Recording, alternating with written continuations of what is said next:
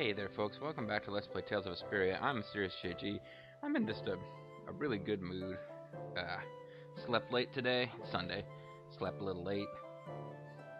Went out, treated myself to Thai for lunch, hot bath. Ended up taking a nap. This is like I've done nothing all day, and it's just a fantastic feeling. Cause as some of you already know, I've been like cramming and getting ready for the CPA exam. Still don't know if I passed. I'd feel great if I knew I passed. The specter that I might have failed hanging over my head, but just a whole day of just lazing around doing nothing. Vaguely like, I should record some Tales of Vesperia. I'll get to it. And I'm doing it. I'm like, man, I should start doing this hours ago. This is fun. This silly voices, happy, friendly anime characters, brutal, premeditated murders. It's fun. I'm just enjoying it. And the freedom of actually not knowing yet whether I passed that test. I'm just having a good time. So we went and visited a grave, because that's a thing. And now we're just going to take... I think this will be the faster way to get down. Draki the Dork wants us to re-enter Imade Hill one more time from the opposite direction. And I think we can do that for her. I think it's a her. Go northeast, then north to the small clearing for a scene. Isn't that where we just were? No, okay, northeast. Okay, there's a different clearing. See, how the hell would you find all this stuff? You'd never know to come here for some plot stuff. Ah! What's with you? These flowers are so pretty. Hey, that's a bloom. A Chirtanthus bloom. You actually know a lot about plants, don't you, old man? Oh, I dabble here and there, a musical note. So what's that one called? Huh. 1 second, it's a teardrop too. How about that? Why, that's a rainbow flower? Wrong. Crimson Nadesico and Beautyberry. Some botanist you are. What the fuck? Why did he... He just knew the name of some plant, and now they're giving him the business for no real reason. I just happen to not know those. It looks more like you just happen to know Chrysanthemum bloom. Okay, whatever, fine. Ha ha ha, Raven, you're not a botany expert. Ha ha ha, loser. No, really. So how do you just happen to know about these nightshade flowers? Yeah, listen to me. Sounds like you've got a special reason. Yeah, he's like uses them for poisoning his arrow tips, probably. Kind of. Nightshade's just a flower an old friend of mine from the nights used to like. My friend's room was always full of them. So you had a couple of friends then. Jeez, these guys are assholes. I really don't know what Raven does to like bring on the hate they show for him. He's occasionally kind of annoying, but you're saying that like it surprises you. Poor old Raven just curl up and die if you left him all alone. Just what is the correct response when a man starts whining like a mouse, I wonder? You say, oh Raven, you big silly, you're so cute. Ha, that's not the word I'd use. I'd call you a dirty fecker. Oh, Judith, darling, you're cold as ice. You're willing to sacrifice her love. Good grief. It's a little like Flynn and Yuri, what with you having a friend in the nights and all. Yes. Flynn and Yuri being the only other historical example of two people in the Knights being friends. Well, no, I guess the point is that Yuri's not in the Knights. Does she know that Yuri used to be a Knight? I don't think that's a secret, is it? The prequel movie is all about the time, like, Yuri and an adventure he and Flynn had when they were both in the Knights. But I was pretty sure... I don't know that because I watched the prequel movie. I mean, they were... The fact that Yuri was part of the Knights is established backstory. Well, now... Can't compare to the shining example of friendship those two young lads have got going, but yeah, we were pals. As close as me and Big Boss. I don't think of my friendship with Flynn as shiny. It's actually quite dirty. Really, but youth's a fleeting thing for all of us. That friendship's long past now. What, your friendship with Yuri's friendship with Flynn? Is he... No, let's talk about his... Oh, did you fight about something? He's dead, Estelle. The guy's dead. I don't know that for a fact, folks, but that has to be where this is going. I suppose you could call it that.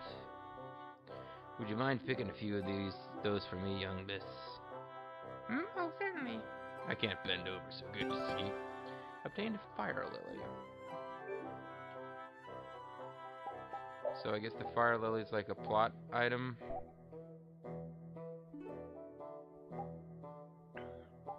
Oh, it's a key. Favorite flower of someone Raven liked. Maybe that certain someone will like these too? Never mind, maybe they are still supposed to be alive. I thought they were kind of getting ready to hit us with the idea that, like, Raven had an old boar buddy who died. And these young whippersnappers just don't get it. So Bandit appears and sees a giant demon creature flying by. Alright, back to Aspio, because that's the kind of game this is. Well, one of them, I guess we needed to... Yeah, probably we'll have a follow-up on that thing where Judith asked Rita if they could go back to Aspio. Go to the library and check the bookshelf, okay?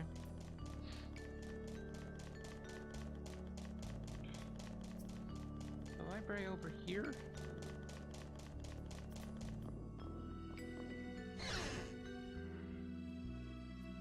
Aha. I am so smart. I am so smart. SMRT. I'm an SMART. They didn't say talk to anybody. They said look at a bookshelf.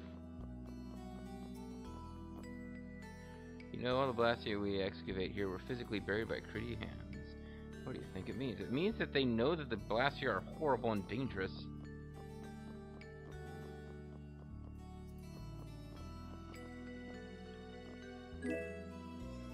Required apple gel ×3.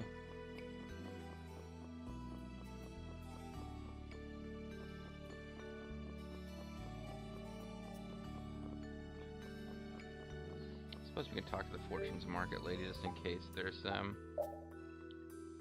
food stuffs that we need. And there are.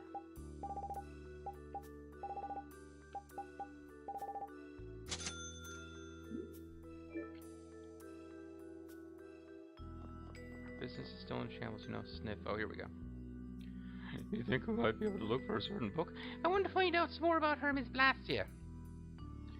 So you should just look for the right bookshelf. Yes. Please. Found it. Hey, it's Nepmiajup's Discourses on Air. What, you've heard of this book before? This book used to be in my house. I think it may have belonged to a person who lived there before me.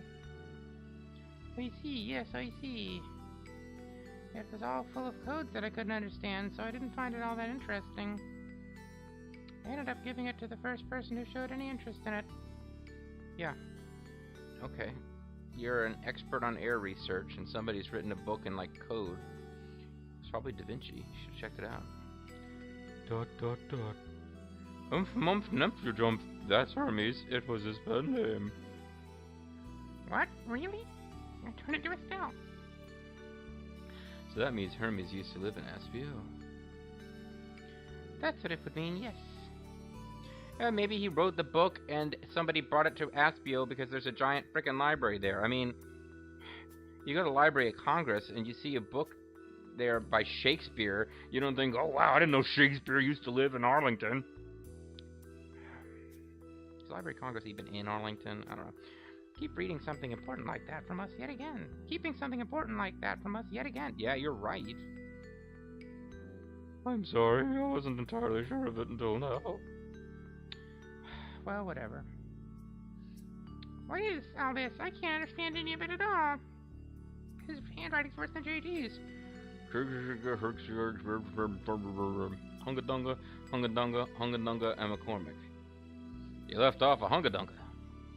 You left off the main one, too. It looks like you just wrote letters at random. It's all in code. I thought about trying to figure it out a few times, but this annoying type of writing is often used for taking down personal memos and the like, but not for research papers. And look at the front of the book. You see, she doesn't have a personal life, so she doesn't need to use an annoying code. It says, I dedicate this to my daughter. Oh god, is it going to turn out that Rita's father was Hermes? I don't know, I just threw that out there. And then it says, try and read it. Pretty ambiguous, don't you think? I never felt up to trying to read it. We don't know anything about Rita's parentage, do we? Except that she's like 14 years old and never mentions her parents and appears to live on her own in a hut. Do you think this could have been his way of giving a challenge to his daughter? Yes, I think it was. I see. What a ridiculous, foolish researcher. He didn't even know what the blaster he'd created were capable of. Yeah. That's it. I'm going to take this book and decode it. Wait, can you really do that? Yeah, why not? No, I think that's best. We went to all the trouble of finding it after all. And Draggy the Dork showed us the way. I guess so. Like, all the side quest stuff, I'm like, I wouldn't have found any of this if it weren't for Cracky the Dork, so... Right, I'll show that blaster researching bozo. It is gonna turn out to be her dad. Oh, man, what a... Whatever. Collector's Book. Back to the fact now. If you've completed the Collector's Book to 50%, you get a scene. Oh. Okay, so... we would get a scene at this point if we'd completed the Collector's Book to 50%. But they said on your first playthrough you won't get far enough, so... Alright. Well, you know, folks, I'm enjoying this game, but having sat here with the fact trying to squeeze as much out of it as I could on the first playthrough for LP purposes, I don't see myself doing another playthrough of this. I mean, on or off screen. It's just not likely, so I guess I'm gonna have to miss some. Maybe somebody in the Tales of Vesperia fanscape has recorded little scenes like that on YouTube for you to check out. Anyway, Capuatorum is our next site for side quest adventure. Should be over here somewhere. Yeah, there we go.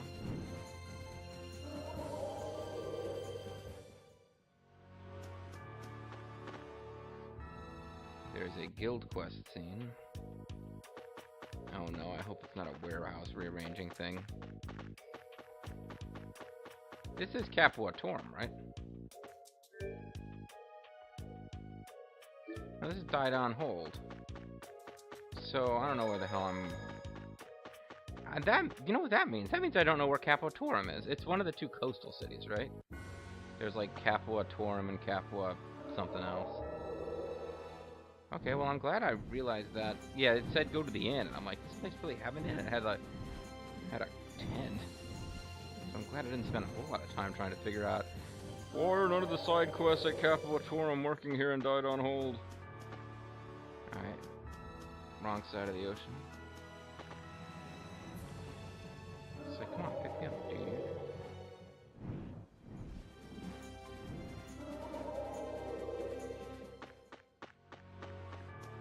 Yeah, I know you don't. Oh, this is the end where they tried to arrest us. Maybe it's under new management now, or maybe they'll try to arrest us again. A fiery soul into a sea of flames. He's weird looking. That's what Mr. Saren said. Would you be used, friend Novus?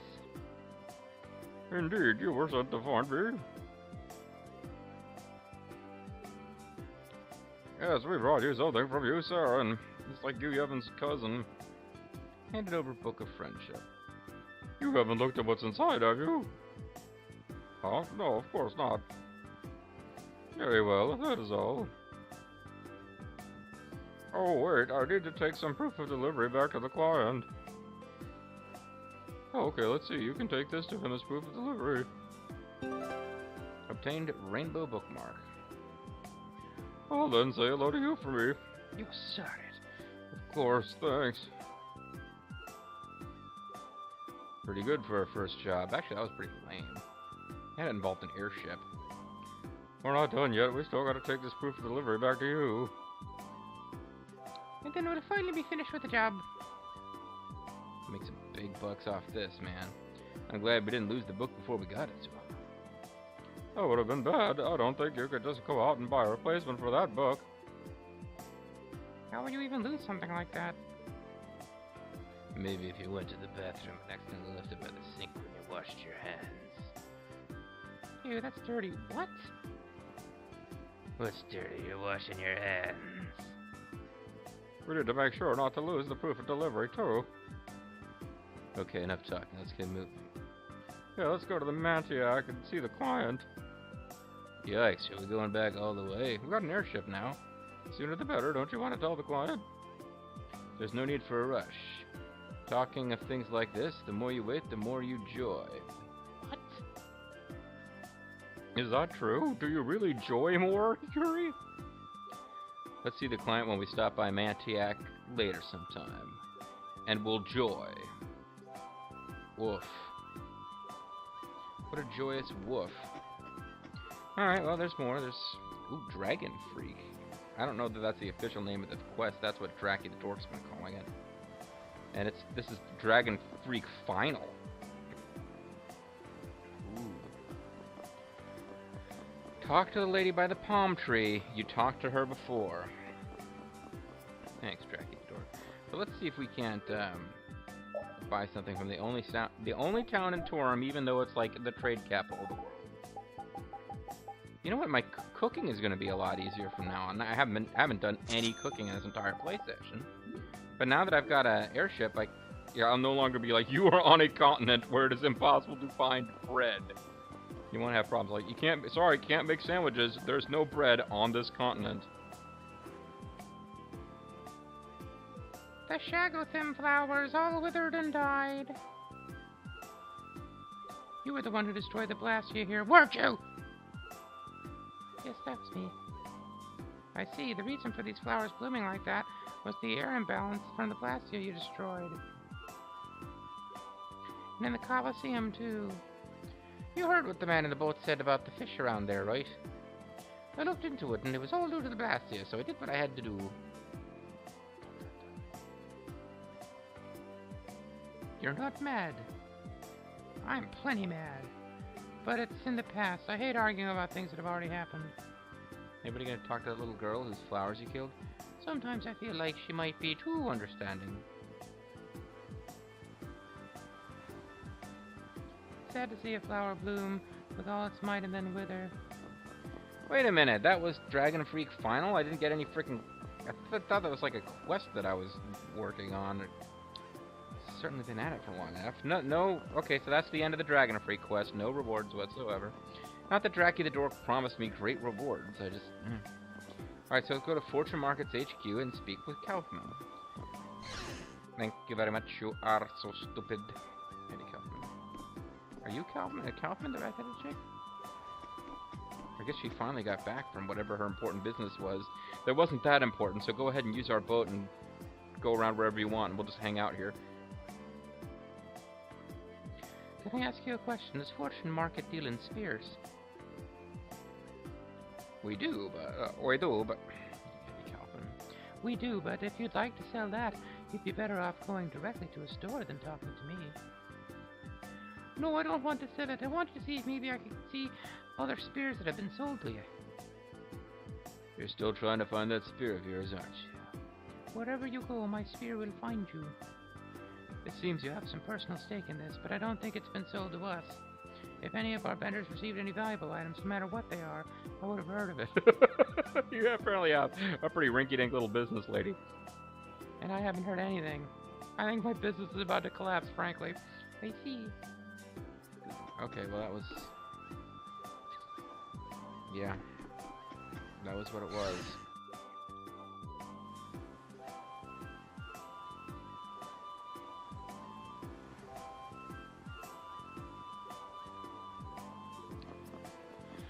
I'm looking ahead. There's another one where Draggy the Dork is telling me it's possible that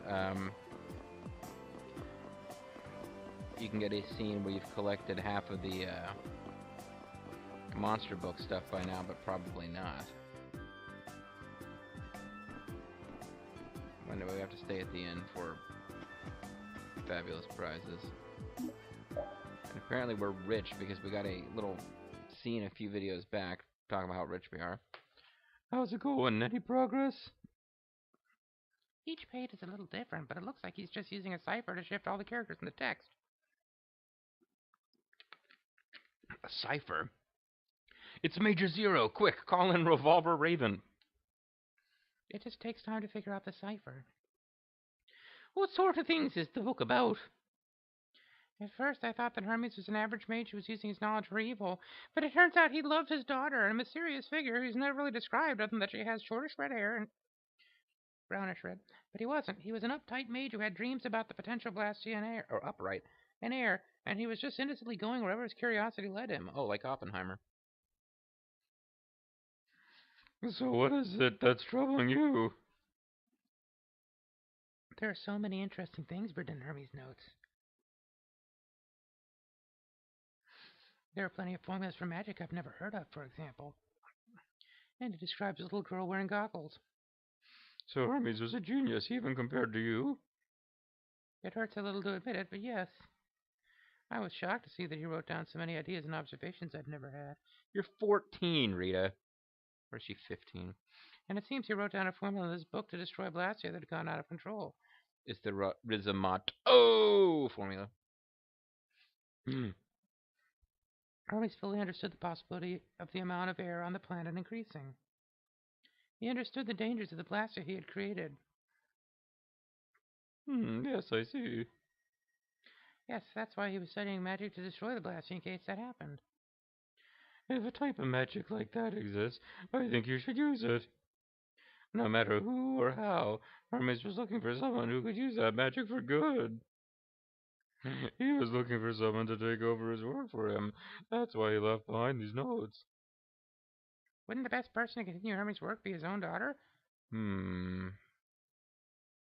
Oh, but what if that daughter doesn't know how to use magic? Oh, maybe, never mind, Judith's dad might be Hermes. I don't know. That's the other thing with playing these games blind. You start speculating about stuff, you turn out to be completely wrong, and you look like an idiot to people who, oh, I watched your LP, but only because I've watched every LP of this game on the internet. I'm obsessed with this game. Or maybe. Or maybe. We'll never get anywhere if we keep talking in hypotheticals. Well, yes. Even if it's something that was thought up to destroy Blastia. You could put it to some other use, don't you think so? Oh, well, that's true, but you're right. I don't think that any other mage besides me could ever use this formula properly. Perhaps I'll take it after all. I'm sure Hermes would be very happy too. You're just saying that. No, I'm saying it because I really think it's true. I have no reason to think so. I just do. Rita learned a negative gate. Negative gate.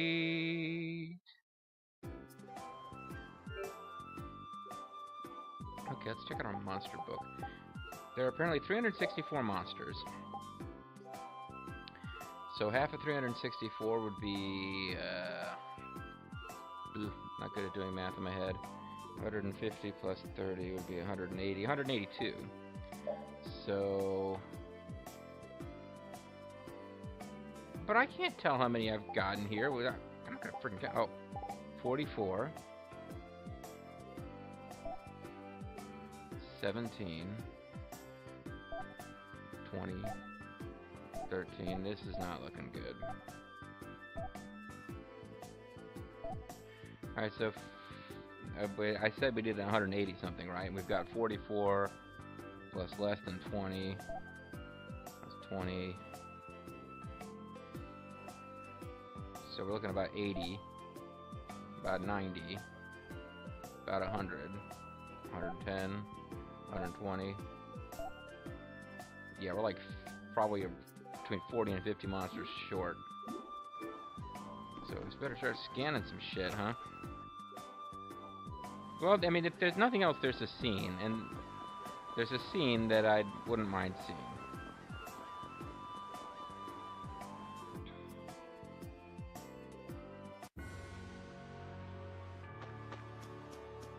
I'm pretty sure we've scanned you, buddy. Oh, you know what? I gotta check to see what time I started this.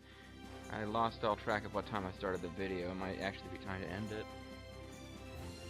No, I got a little bit of time. How many more side quest things have we got? Oh, we've got a lot. There's a lot of side quest stuff left. Well,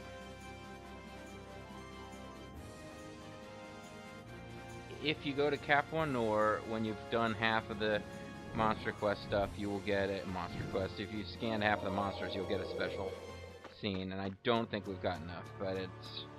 I mean, we're right here. We might as well check. Oh, character who appears when we've done this. Hello.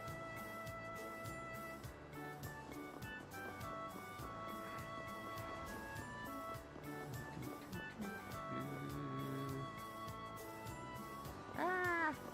She's screaming.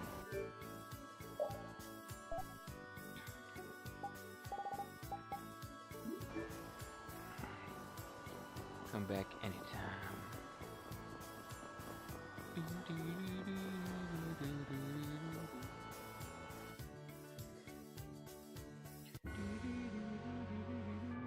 Okay, well, the last video was a little long. This one can be a little short. It's not a big deal. But I'll tell you what, in order to prevent that from happening, now that I've just said it would make sense to let this one be a little short, let's just get to the next location we need to go to. There's the mansion of haunted monsters there. The next place Draki the Dork wants us to visit for plot purposes is Mantic, and this would be, or Mantike, or whatever that was called. And I'm pretty sure this is it right here.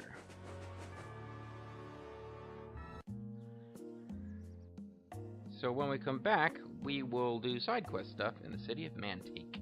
I'm the MysteriousJG. I want to thank you guys very much for watching, and I hope you'll continue to watch and enjoy my Let's Play of Tales of Vesperia. Bye for now.